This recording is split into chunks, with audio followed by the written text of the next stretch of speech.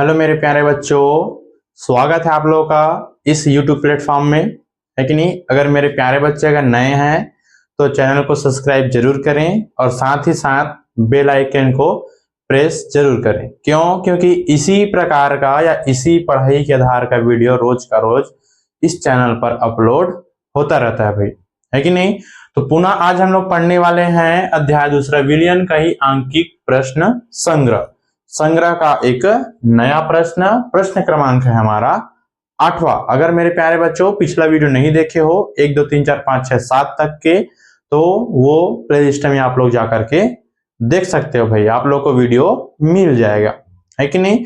देखते हैं भाई आज का हमारा नया प्रश्न क्या है, नया अंकिक प्रश्न क्या है। संग्रह का एक 8वां प्रश्न है। तो प्रश्न क्या बोलते हैं, देखो कि एक कार्बनिक पदार्थ के जलीय विलयन जिसमें 3 ग्राम पदार्थ, देखो कम मात्रा में हमको दिखाई दे रहा है, अर्थात यहीं से हमको समझ में आ गया होगा कि यह एक प्रकार से विलय का भार को दर्शा रहा है। तो 3 ग्राम पदार्थ 100 ग्राम जल में घुला है। तो देखो यहाँ पर विलायक हमको पता चल गया, विलायक का ग्राम कितना दिया गया है, तो 100 ग्राम का क्वथनांक 100.51 डिग्री सेल्सियस है। यहाँ पर क्वथनांक बोला है प्यारे बच्चों, है ना भाई। और हम लोग जानते हैं क्वथनांक में होता है उन्नयन, यहाँ पर केवल क्वथनांक दिया है। देखो क्वेश्चन थोड़ा सरल है, लेकिन अगर नहीं समझेंगे तो अजीब भी है। अजीब कहने मतलब बच्चे लोग यहीं पास गलती करते हैं, ठीक। और क्या बोला गया है, पदार्थ के अणुभार की गणना कीजिए। देखो भाई विलय के अणुभार मतलब MB का वैल्यू हमको निकालना है, और जल के मोलल उन्नयन स्थिरांक का वैल्यू भी दे दिया गया, कितना, तो 0.51 डिग्री सेल्सियस प्रति मोलल है कि नहीं। देखो भाई देर नहीं करते हैं, सीधा पढ़ना प्रारंभ करते हैं। तो हमारा पहला कार्य यही रहेगा कि क्या कह दिया है उसको हम लोग पहले लिख लेते हैं भाई, तब और अच्छे समझ में आता है। देखो क्या बोला गया है, जलीय विलयन जिसमें 3 ग्राम पदार्थ, 3 ग्राम पदार्थ करने मतलब ये किसको दर्शा रहा है, विलेय को दर्शा रहा है। और विलेय का ये क्या चीज है भाई, तो भार या फिर इसी को बोलते हैं द्रव्यमान, जिसको हम लोग व्यक्त करते हैं WB से। कितना है, तो 3 ग्राम है भाई। सेकेंड और क्या बोला है, 100 ग्राम जल में घुला है। तो ये हमारा किसका वैल्यू हो गया, तो विलायक का भार हो गया।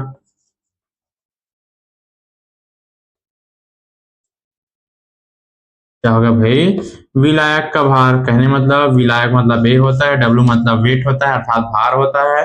कितना बोल दिया गया है, तो 100 ग्राम, ठीक। और क्या बोला गया है, देखो भाई यहां पर हमारा है क्वथनांक, कितना है, क्वथनांक कहने मतलब बॉइलिंग पॉइंट। और हम सबको पता है कोई भी जो जल होता है या पानी होता है उबलना कितना से प्रारंभ होता है, तो 100 डिग्री सेल्सियस में।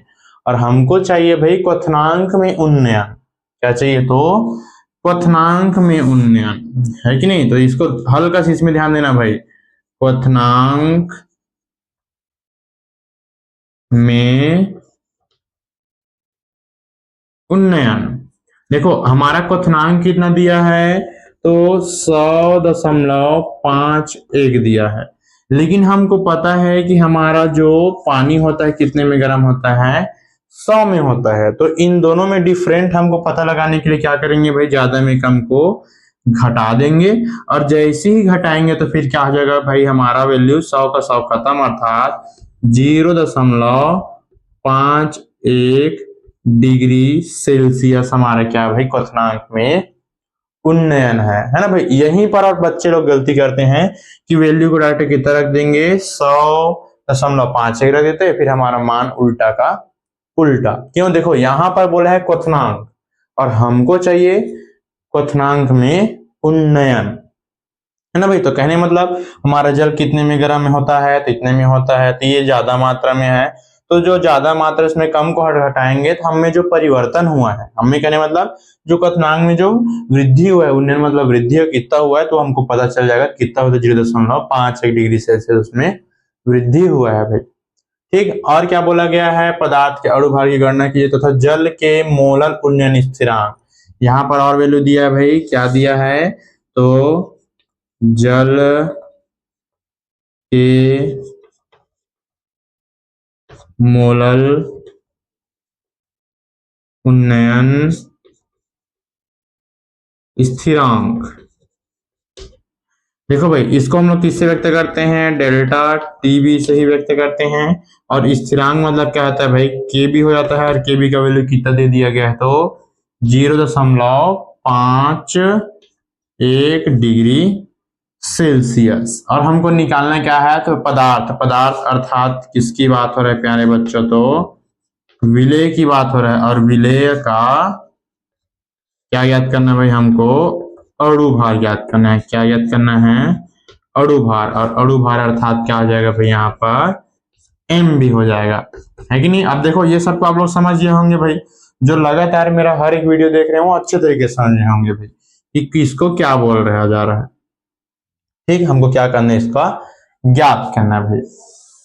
तो इतना तो समझ में आ ही गया होगा। अब देखो भाई, इसका हम लोग मेन निकालते हैं सूत्र। सूत्र में मार रखते हैं। मार रखने के बाद जो हमारा आंसर आएगा फिर उसको देखते हैं कि कितना आंसर आता है। देखो भाई, क्या बोला गया है यहाँ पर, गणना कीजिए। साथ ही साथ हमारा क्वथनांक में उन्नयन की बात हो रहा है। तो क्वथनांक में उन्नयन तब क्या हो जाएगा भाई, क्वथनांक में उन्नयन से क्वथनांक में उन्नयन, है कि नहीं। क्वथनांक में उन्नयन क्या है, डेल्टा टीबी होता है। इसका सूत्र होता है के बी इंटू एम। एम अर्थात क्या होता है भाई, मोललता, लता, है ना भाई, बेनी मगाथले। ठीक, तो क्या होता है भाई, हम इसका डायरेक्ट मार रखते हैं। तो इसका मान क्या होता है, जिसको नहीं पता वो पिछला वीडियो देख सकते हैं भाई। ठीक,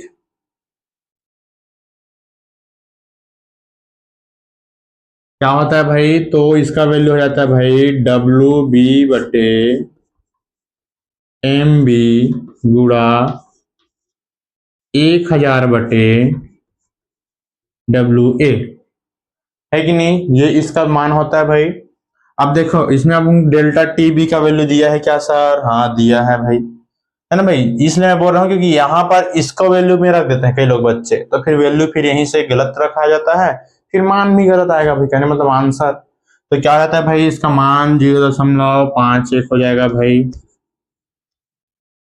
है कि नहीं, बराबर के बी का वैल्यू भी कितना है, 0.51 है भाई, गुड़ा डब्ल्यू का वैल्यू कितना है 3, गुड़ा 1000 पूरे का बटा एम बी का वैल्यू हमको ज्ञात करना है सर, गुड़ा डब्ल्यू ए कहाँ है हमें, तो 100 ग्राम है।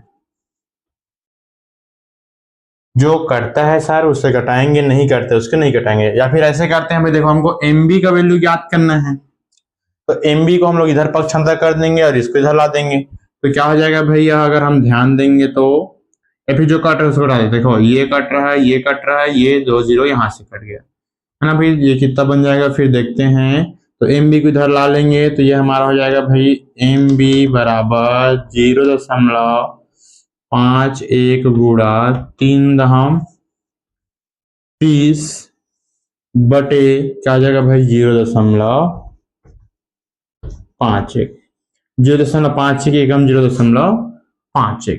तो कहने का मतलब हमारा एम बी बराबर क्या वैल्यू बच गया भाई, तो 30 बच गया। क्या बच गया भाई, तो 30 बच गया। और यही हमारा क्या है प्यारे बच्चों, तो आंसर। देखो इसके लास्ट में क्या लिख देते हैं भाई, ग्राम प्रति मोल भी लिख सकते हैं आप लोग, ग्राम प्रति मोल लिख सकते हैं भाई, है कि नहीं। नहीं लिखते हैं तो भी कोई बात नहीं, लिख देते हैं तो भी कोई बात नहीं। तो आशा करता हूं कि ये भी आप लोगों को समझ में आया होगा मेरे प्यारे बच्चों।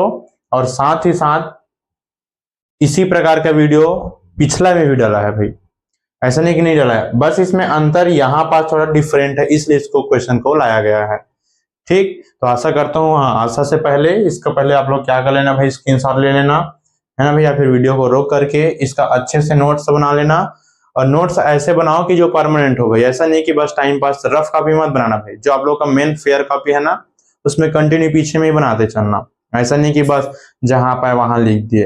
और जैसे बनाओगे तो प्रश्न को भी लिख लेना भाई, है ना भाई, क्योंकि प्रश्न ही लिखाया रहेगा दिमाग में बैठा रहेगा। अगर प्रश्न ही नहीं है तो आंसर को लिख कर क्या ही करोगे। ठीक, तो इसी प्रकार से नए वीडियो देखने के लिए प्यारे मेरे बच्चों चैनल को सब्सक्राइब जरूर करना, साथ ही साथ अपने प्यारे प्यारे दोस्तों को शेयर जरूर करना भाई। ठीक, मिलते हैं फिर नेक्स्ट वीडियो, नेक्स्ट अंकित प्रश्न संग्रह का नया टॉपिक।